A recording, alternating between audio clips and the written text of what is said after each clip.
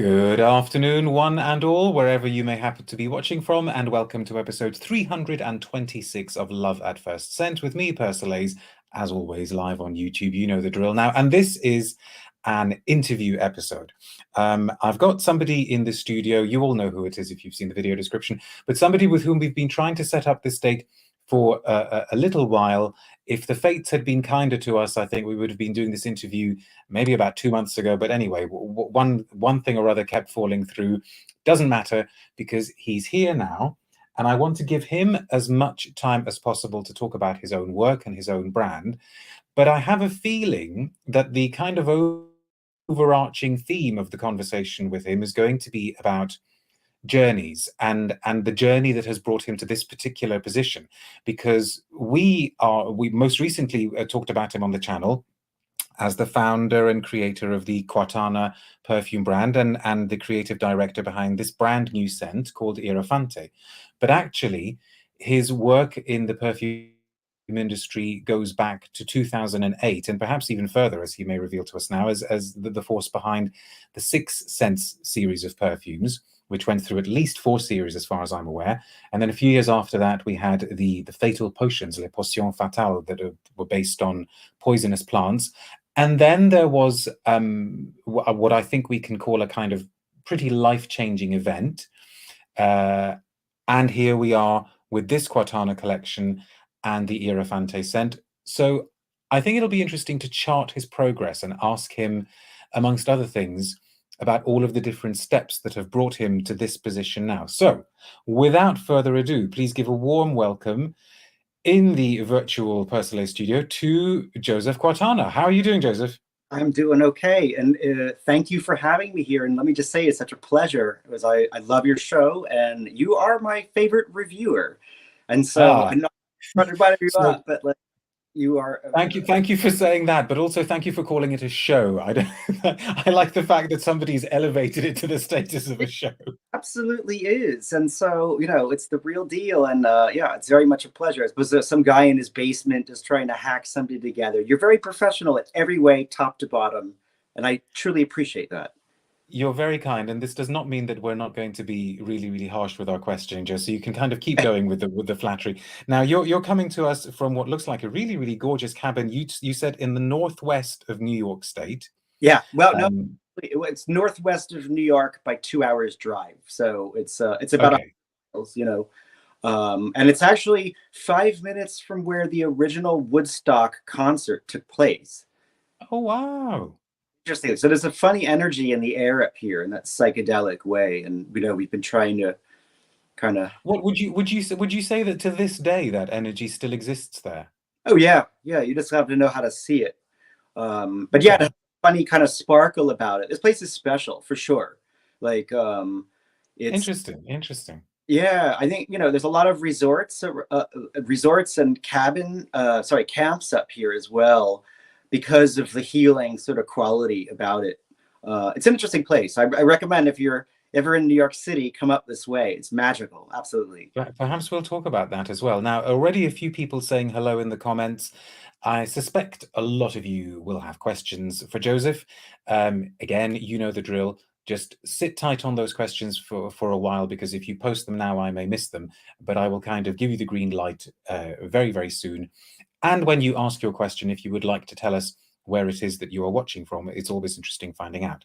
So, Joseph, let's kind of start putting you on in the spotlight now. Would it be fair to say that at least your professional life, maybe your personal life as well, I don't know, but at least your professional life can be divided into this sort of before and after scenario, with this life-changing event that I alluded to being the sort of demarcation point? Would that be a good way of putting it? Yeah, absolutely. I don't know how to quite sum up. Having said that, then. Sorry. Go on. Sorry, I interrupted you. Go on.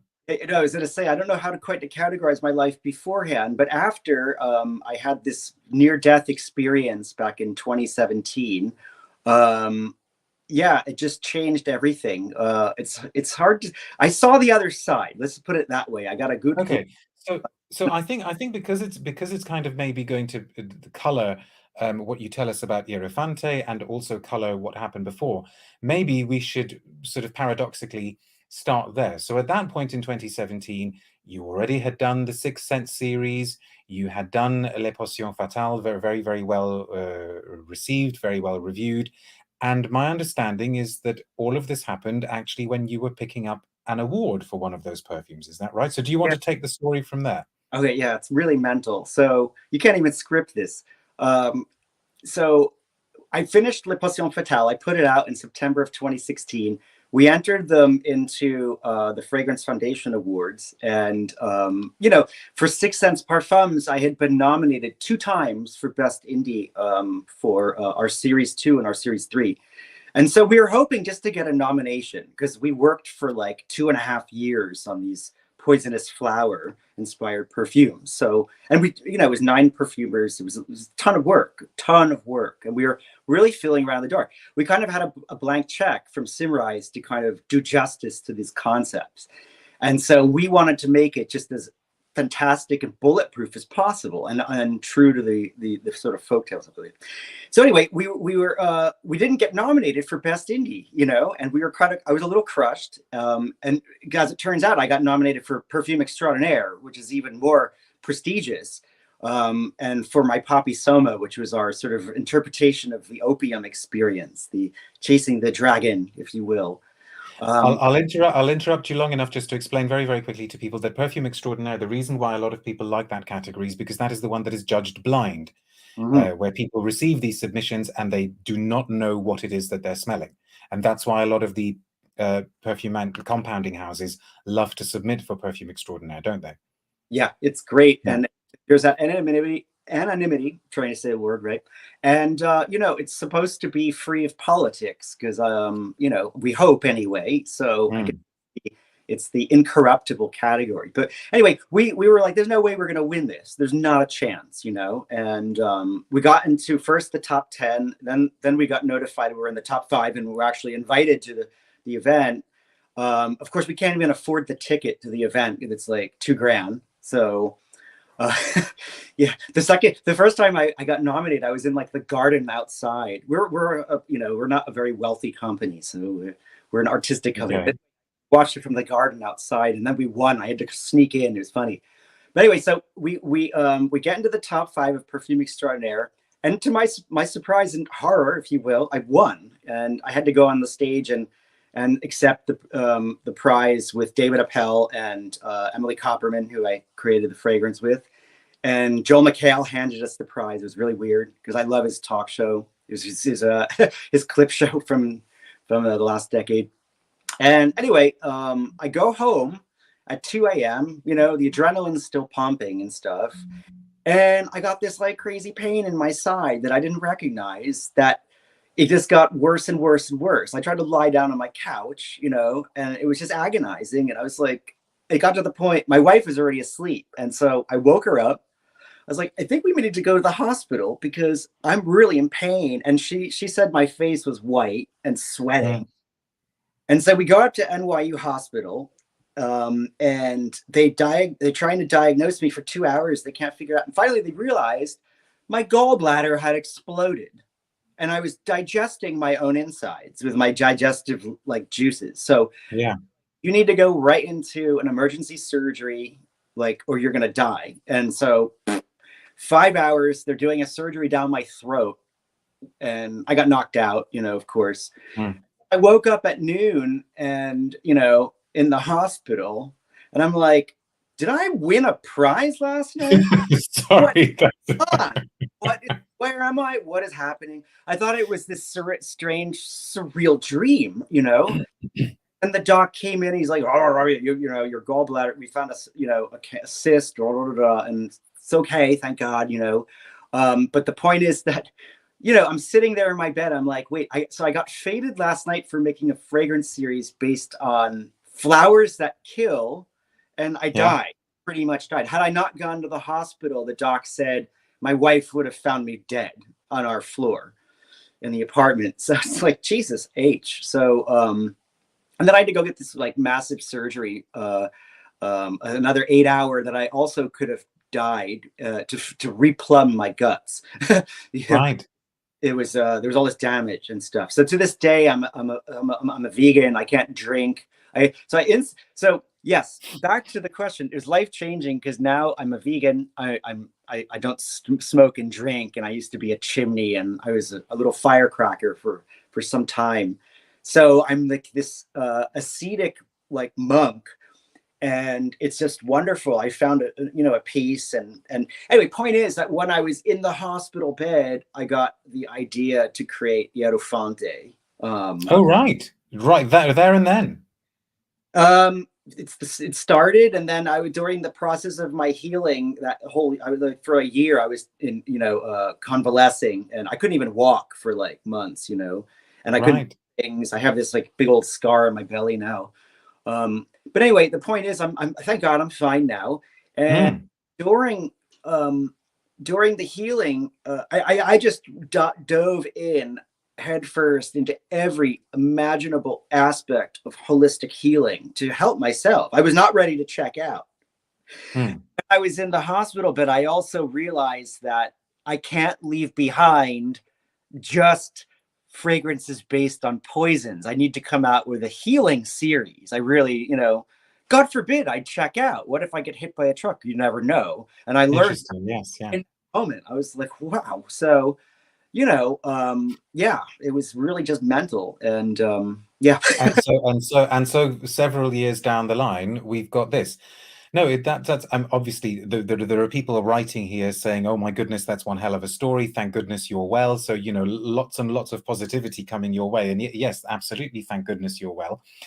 So take us back even further, because I confess that until recently I didn't know a huge amount about the Sixth Sense series. The first Sixth Sense series I think came out in 2008, before I had really started taking a very, very strong interest in the world of independent perfumery.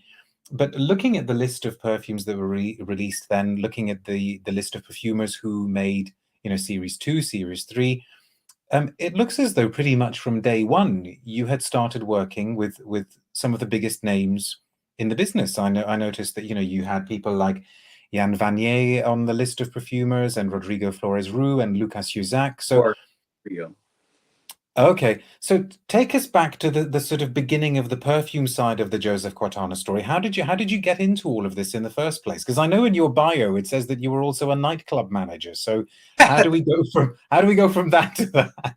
Well, yeah, okay. So yeah, I really, what I did for 13 years, I worked in the fashion industry as a buyer. I was a director. I directed the buying of numerous boutiques and departments, mostly my own in New York City. It was called 7 New York. We had 2 locations, one in the Lower East Side. I started in 1999, and then one that I opened on Mercer Street in Soho, our Soho, in 2005. And, they lasted until 2012. And we were known for selecting really cutting edge fashion designers. And we had there was London stores that were very similar to us. Back then, there was a store called Penale Eye that we often got compared to. It's long closed, but the gentleman behind it was Nicola Formichetti, who later, basically, he's an editor at Dazed and Confused, or was back then. And he also made Lady Gaga. He created her look. He's kind of known for that. Okay. It's this sort of world, and I started a few pretty big designers in New York, fashion designers, namely Raf Simons, who's now the head of Prada, along with Mucha. I actually judged Anthony Vaccarello at the festival Hier in the south of France in 2004. He's the head of Yves Saint Laurent when he just came out of school. I judged a bunch of huge fashion competitions in Europe, including Gouand in Switzerland for 100,000 euros. That Raf Simons won in 2001. And then the Swiss Textiles Prize in 2011. So I've always done, and then a bunch of fashion juries in Paris, blah, blah, blah, blah. I as a buyer, I was invited to London as a VIP buyer for 5 years, and I stocked a lot of British designers, including Gareth Pugh and Mary Catranzow. So I was in that world. That's the whole point, the backdrop. Yeah. We had I was tired of the fashion industry, quite frankly, because I thought it was kind of, it's very in a rut now, but even back then I thought it was starting to calcify or like, and I had the opportunity to do a fragrance series, and my partner at the time, a gentleman in Kaya, in 2008 was like, oh, we have this chance with Simrise. He was consulting for fragrance companies, and he was like, we have this chance to do a capsule collection of anything we want, if you want, because they want to start doing, you know, interesting development for, you know, daring projects that are perfume based. And I didn't know much about perfume at the time, but because I worked with a lot of these cutting edge designers, we came up with the idea basically, oh, why don't we do a fragrance series based on the visions of these very cutting edge designers that are too small to have their own fragrance, but that actually, you know, drive fashion trends in the industry. They're enormously powerful and they don't even know it, you know. I do. So you've answered one of my side questions. You've just said that until this point there was no real interest in perfume, nothing that you ever had particularly thought you were going to get into. And when you say you had an opportunity, was this like sort of investors coming to you and saying, do you want to do this? Or so it wasn't something that was particularly being driven by you? Yeah, my partner, who I worked with at the time, I no longer work with him, called me up and said, I have this opportunity to do this capsule collection. Do you have any ideas that we could, you know, that would be interesting for it? He was consulting with the executives at Coty and then at Simrise, you know. Okay. We did Sixth Sense Series 1 with Simrise, who I actually did the Potion Fatale with as well. And yeah, it was kind of an open sort of, you know, yeah, no, just anything. And so you know, at the time I was like, I thought that I love these designers and I really worked hard to promote them. You know, I didn't make a lot of money doing what I did. I really love their work. And that's what it's always been about for me, is the work and the power of that. It's only been about that for me. And I wanted to translate that power to, you know, fragrance. And that's how Sixth Sense Parfums was born. So it's basically, we decided to go with six designers because the economics of putting out a small fragrance series was that such that 6 fashion designers would be good. So that's how it was called Sixth Sense, play on words. And we paired them with 6 different perfumers that volunteered and liked their work, you know. And we did the fragrances over 6 months, you know, and there was no like, oh, it should be this, it should be that. It was pretty much when they're both happy. And we were like, push the envelope. We don't want to tell you what to do. We don't want it to be this or that. Just make it creative, show your vision. And we only got involved insofar as we were trying to push them along, you know, to get these sort of perfections, these fearless perfections. And anyway, how was it all received? You know, was it seen as a kind of a quirky project, or? Yeah, exactly. So when we came out with it, because of my standing in the fashion industry, it got scooped up by a whole bunch of boutiques immediately, and we got a lot of fashion press. The fragrance press pretty much ignored it, you know, and there was no influencers at the time. It was like 2008. So we made a huge splash in the fashion community, and we were sold at Colette in Paris, Liberty in London, Browns in London, Isetan in Tokyo. I mean, you name it, New York, you know, it's huge. We got 250 stores out of the gate.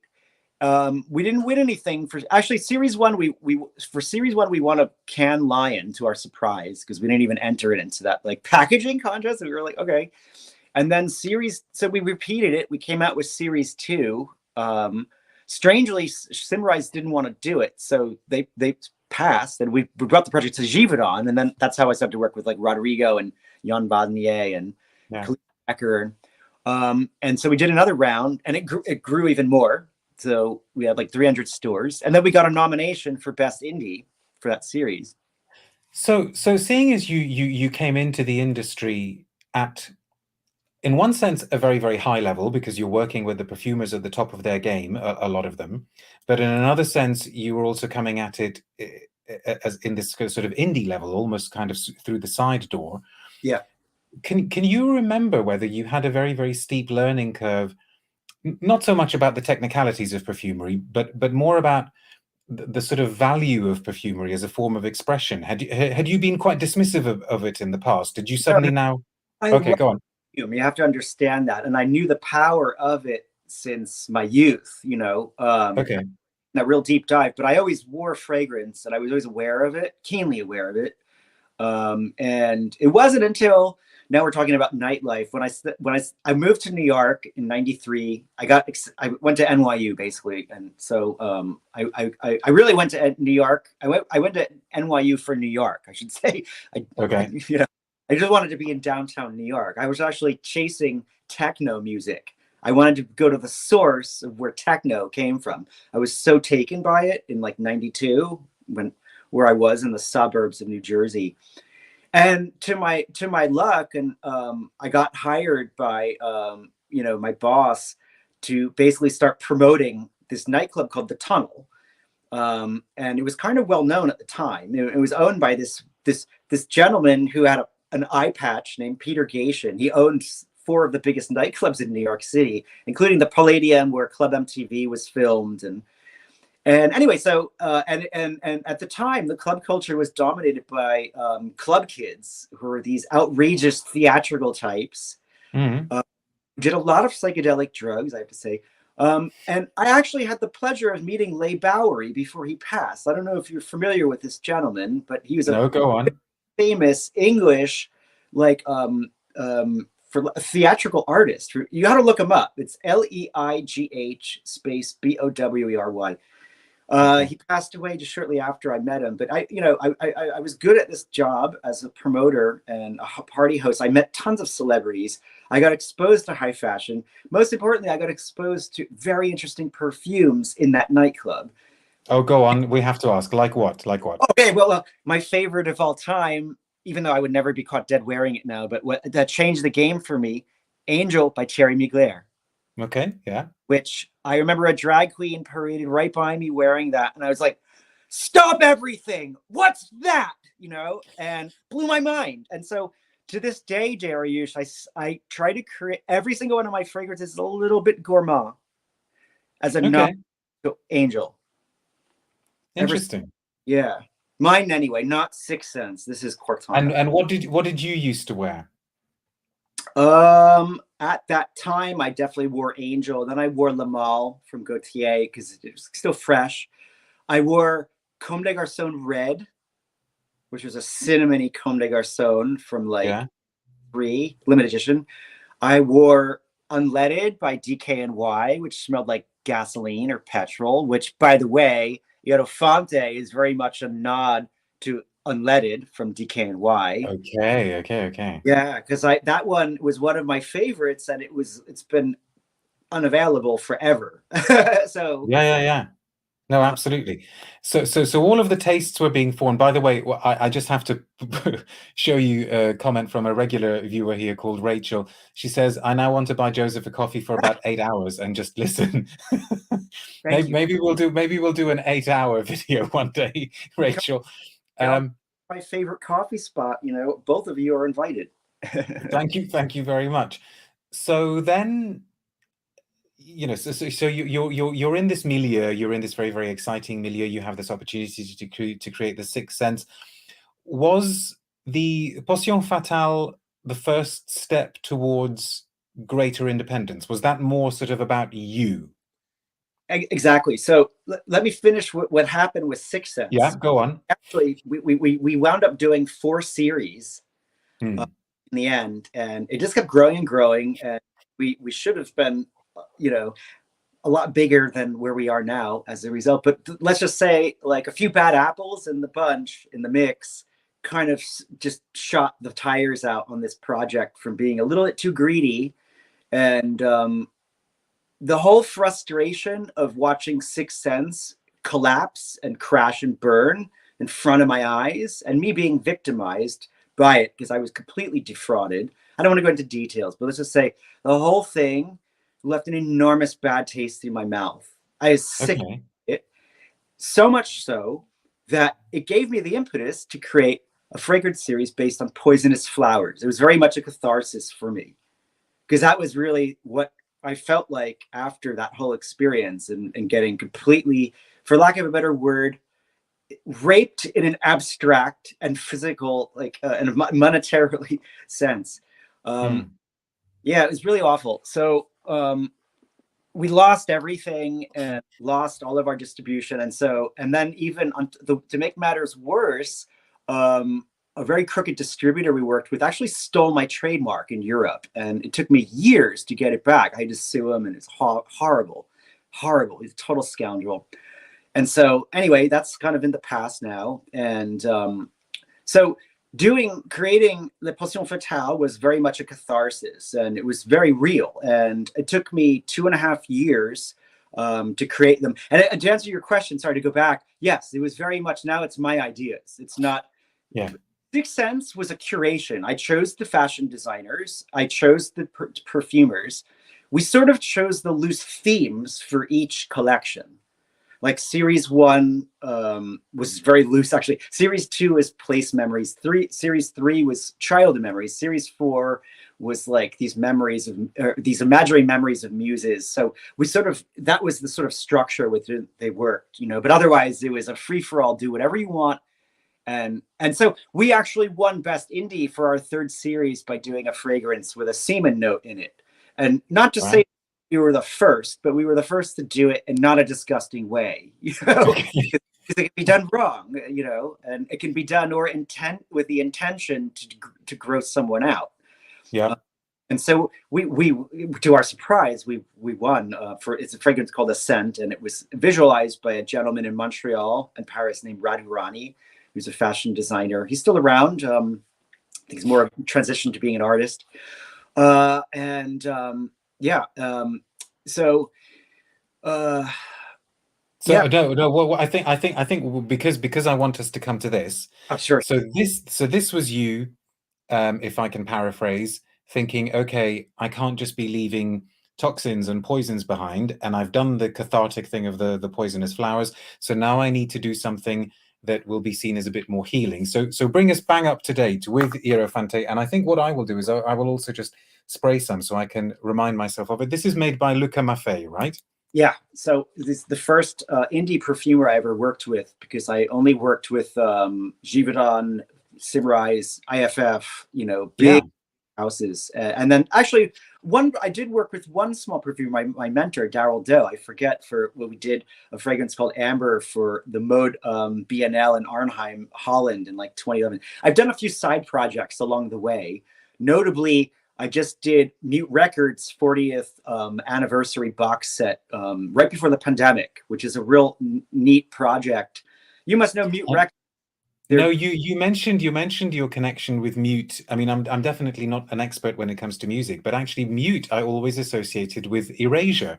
Yeah, and I grew up listening to Erasure, Andy Bell, Vince Clarke. I had the pleasure of meeting. But yeah, Depeche Mode, these days New Order, and a few other notable acts that absolutely imprinted my brain in the 80s and made me who I am today. And anyway, so that was really a nice honor. But okay, going back to Ierofante, yeah, I worked with actually, let's talk about the concept before I go into the nitty gritty. Okay. I want to spray it myself too, just to remind myself, because I've had my mind on my next series lately that's coming out. At the moment, because I think I have talked about it on the channel, but at the moment I'm getting this kind of rocket fuel that is gentle, if such a thing as rocket fuel could be gentle. Thank you. It's to understand. Okay, so Ierofante is a number of things happening at the same time. At its most simple and obvious, it is a fiery, smoky, like gourmand leather. If you want to just be simply descriptive. I tried to make it gender neutral, but I really tried to make it also a fragrance that I could gift to my father, who was an auto mechanic and race car driver for 50 years. So out of all of my fragrances, and I mean every single one, we were always doing gender bending, even with Sixth Sense. They were all genderless.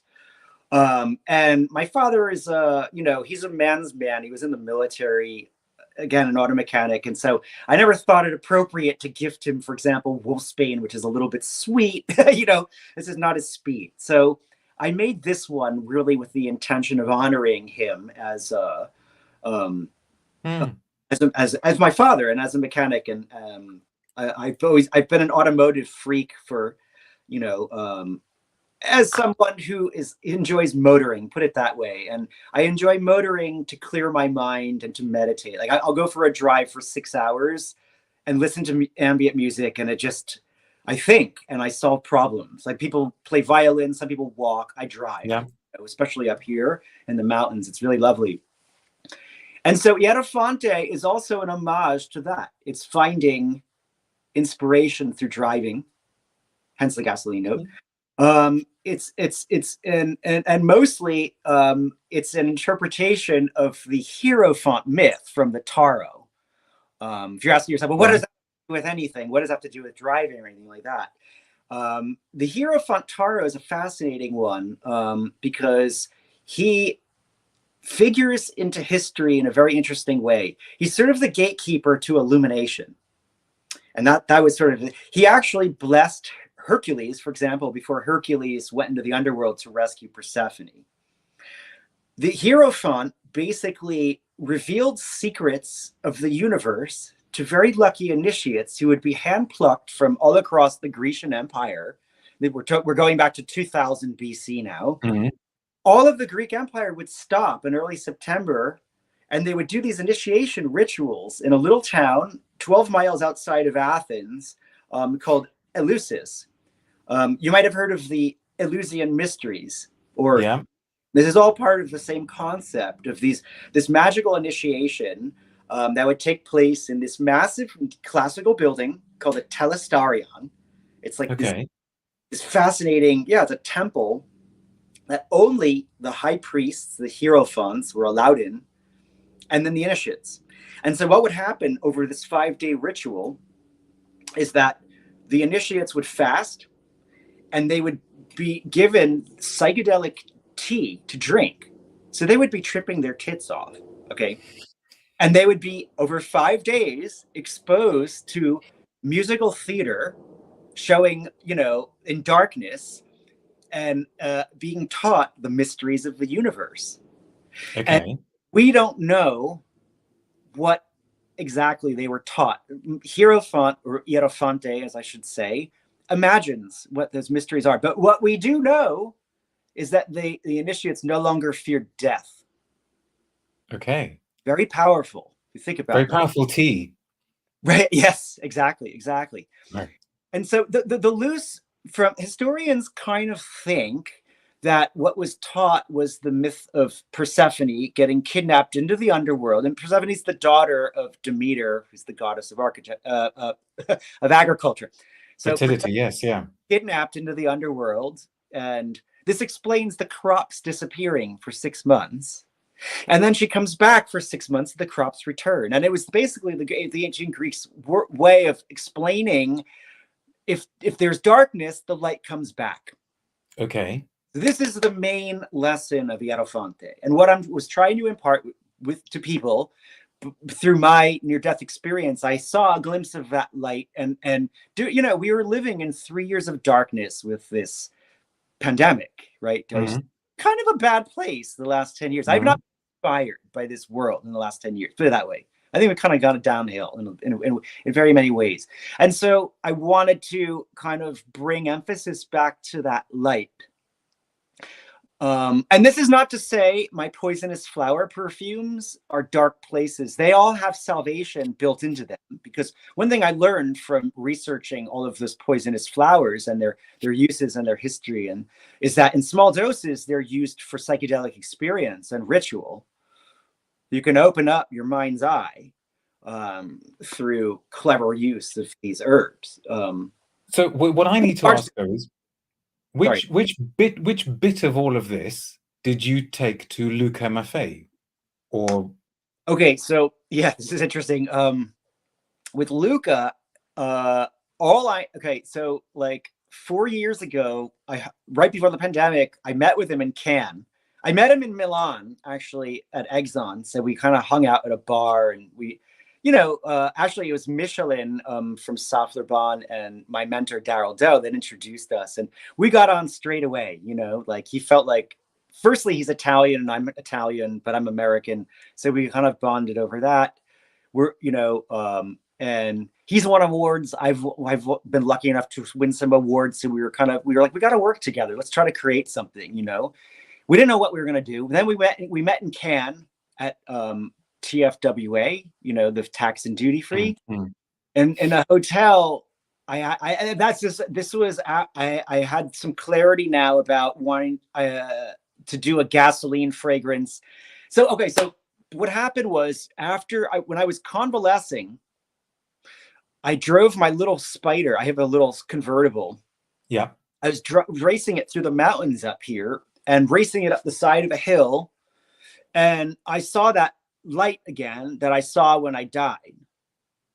And with the smell of the petrol in the air from my Roadster, because I had to go down, that's where I got the idea for because I was aware of the Ierofante mythology. And I was like, oh, this is kind of like the Ierofante. But I was like, I want to make it modern. I want our Ierofante to take us to this star in a rocket ship, And so it's social commentary on all of the billionaire obsession with like rocketry and stuff like that. I wanted to take the concept back from the billionaires.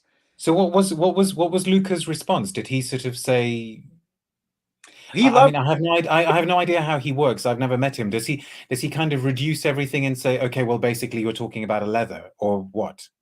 Okay, yeah. So first we start. It was all concept. We were really talking about concept at that point. The Ierofante concept, the Taro. He loved it because I explained the whole initiation ritual and Persephone and that whole bit, the actual historical significance. And he loved that because in Italy, like Greek, it's it's Italian high society is ancient Greece, basically. So he's fascinated by that. And as was I. And so that was the hook for him. And he really wanted to do it justice. Like he got it. He definitely got the brief. And so I submitted to him like a 10-page brief of all my research. I do a mood board of imagery. I sent him certain gasoline fragrances I wanted him to reference of like, right. Not to do because the one thing about quote unquote gasoline fragrances that people don't realize is that gasoline is not motor oil. They're two different liquids that ooze out of an automobile. It smells vastly different. And more often than not, when you hear gasoline accord, they don't know that they're talking about dirty motor oil.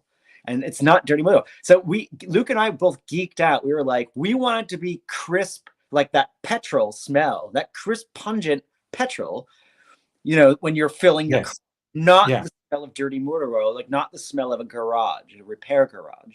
Okay. And so we really worked on that. And then we were just fighting about, I wanted to be more chemical and brash, and he wanted to be more smooth and blended. And ultimately he won. I was like, you're totally right.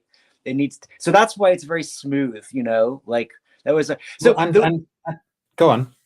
Oh, I was just going to say the one interesting thing about working with Luca, as opposed to any of the big houses that I've developed, and I've done, like 37 perfumes with big houses, 37, including my new ones.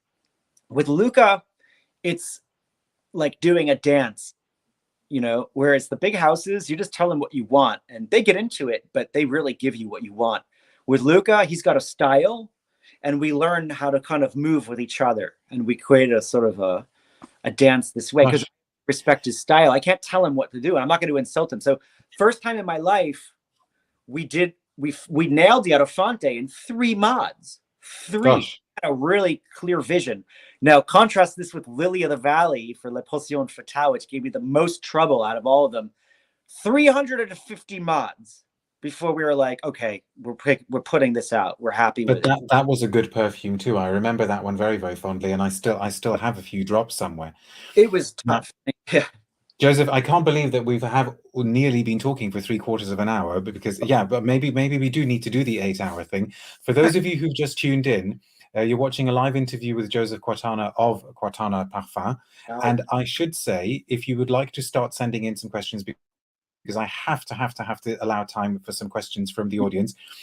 Not so much questions, Joseph, but we've got, I love some of these comments. Stephen is saying, love this guy, a blind buy for a Christmas present for myself, and it's a leather. And You've got lots and lots of people also just really impressed with your frames of reference. Natalia says, Tarot, Cars, Depeche Mode, New Order. Who is this amazing being we are experiencing speaking to us?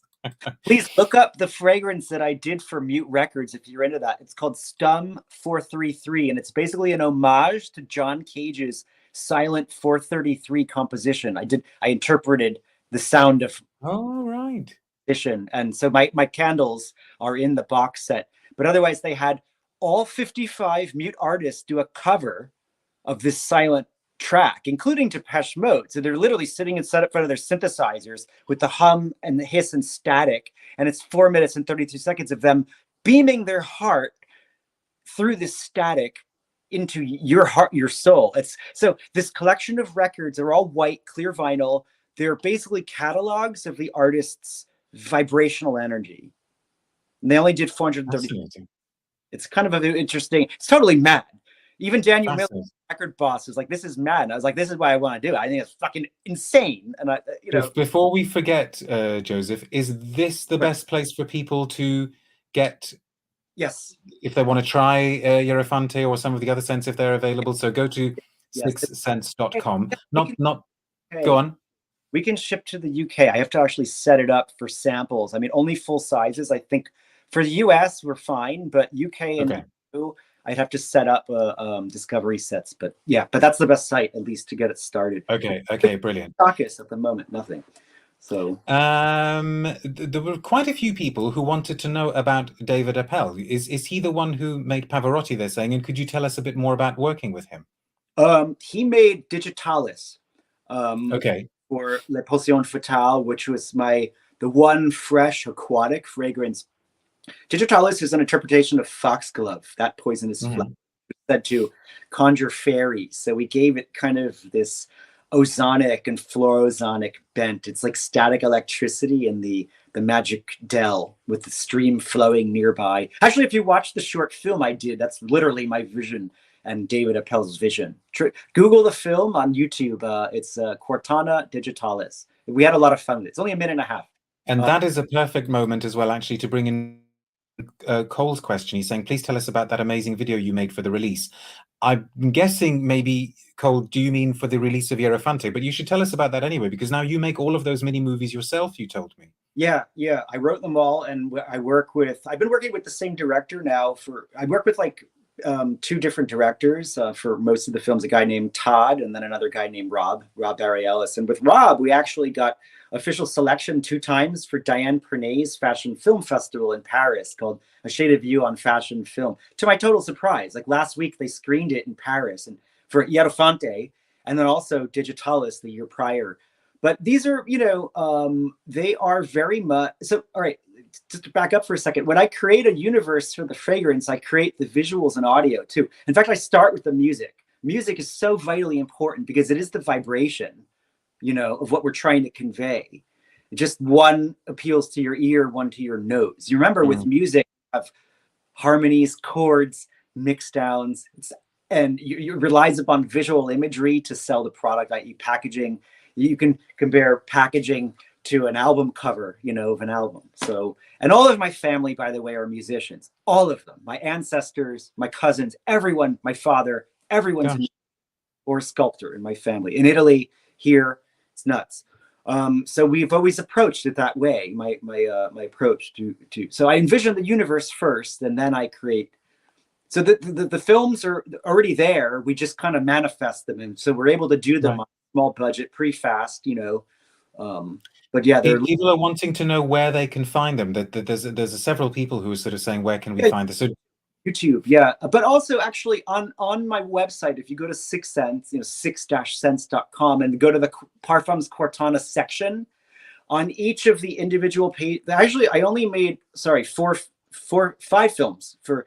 So Papi Soma has a film, Digitalis, the new one, Ierofante, which is my favorite. That one we worked on it for 5 months this past year, and we did the whole costume cost like $18,000. It's insane. Costume alone is really special. And then I did a Lily of the Valley film, and then what's the other one I'm missing? Bloodflower. Sorry. Okay. The Bloodflower one is the really like, well, I don't want to say anything. You guys interpret them, but you'll see. Okay, we should watch it. We should. So now the Quartana world, I think I'm right in saying, is a lot more self-contained. You're a lot more independent. You were telling me before we started that it's you and your wife and a very, very small team. What are your views on the kind of mainstream perfume industry now? Do you think that has also calcified like the fashion world, or?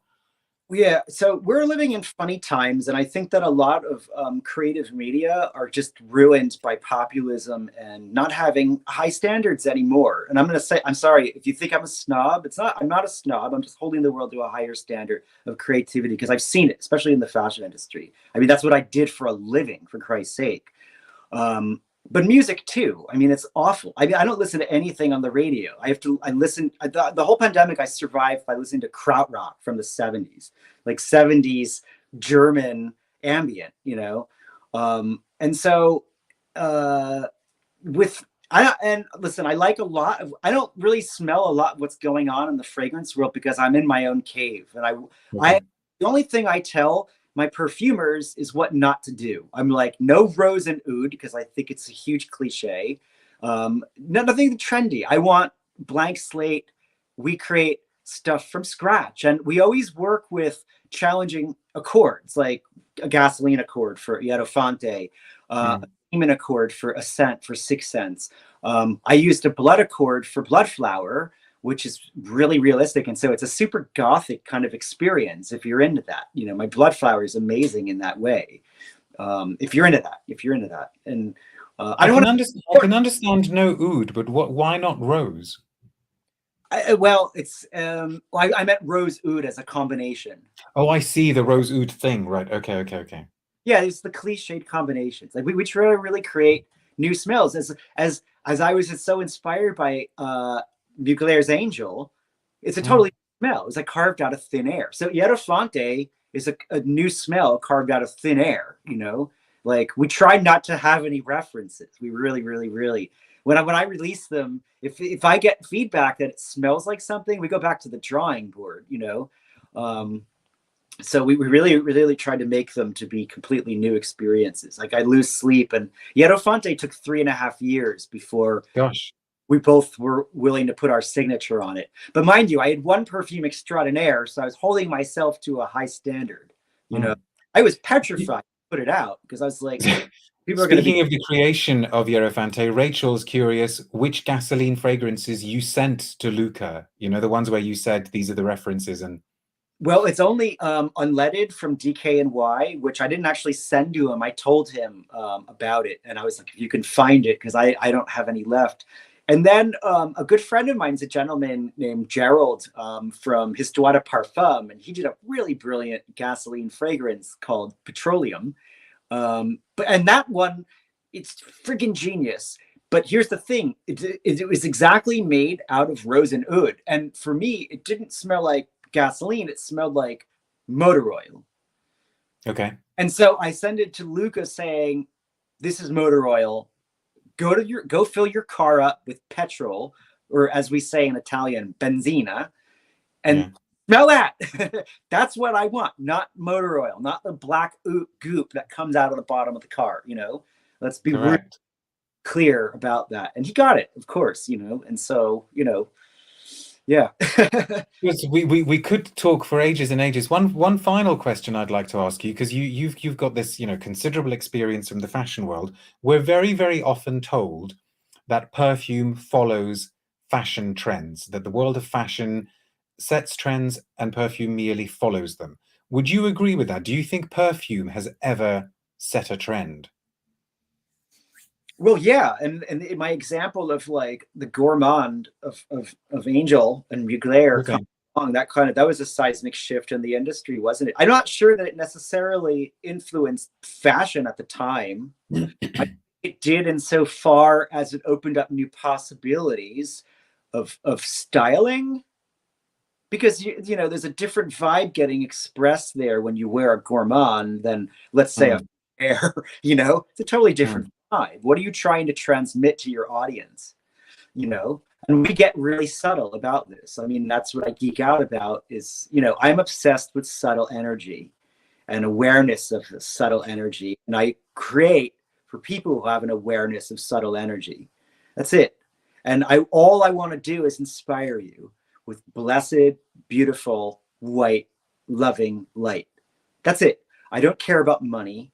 Money follows. And prizes follow. If you stay true to, and you stay on the golden path, you know, and not to say I mean I don't know if Ierofante is going to win anything. I have no, you know, expectations it will win anything. I have no expectations whatsoever. All I can do is put it out there and say, I love this. I think it's interesting. Have a peek. I hope it opens your gate up, because that's what I'm aiming to do. And that gets us to the new fragrance series. I'm working on the healing fragrances. I'm almost done with. 3 are finished. It's an indeterminate number, but we're finished with 3. I'm working on 2 more. I'm trying to get the first one out for Exons in March, you know. Okay. Coming, but the fragrances are done. And one of them, I will say, I worked with actually the first release is Celine Barrel from IFF, who did Zoologist Squid. Okay. Yeah. So You've gone back to working with a sort of major production company again. With the new healing fragrances, I've been working on these for 5.5 years. I started it right after I almost died, so that was in 2017. So these have been a real long work in progress, you know, and they're finally feel like the fruit's ripe. We're like looking at it, you know. Yeah, we already made our mind up. It's done. So yeah, we're putting. Hopefully, we'll smell them soon. Joseph, thank you so much for your time. Can't thank you enough, and thank you as ever, all of you, for watching. Thank you very much for the questions. If you haven't been able to tune into the live, but you're watching the recording, feel free to leave a comment. As always, if you have a question, I should be able to forward it to Joseph, and we'll see if he might be able to answer it. Many thanks to you, and good luck with the launch of the next few. We shall you know, wait with bated breath to see what healing they bring to us. I hope. Thank you so much, Darius. It's really a pleasure. I hope to come on again. Absolutely. Anytime. Take care, Joseph. Thank you. Ciao.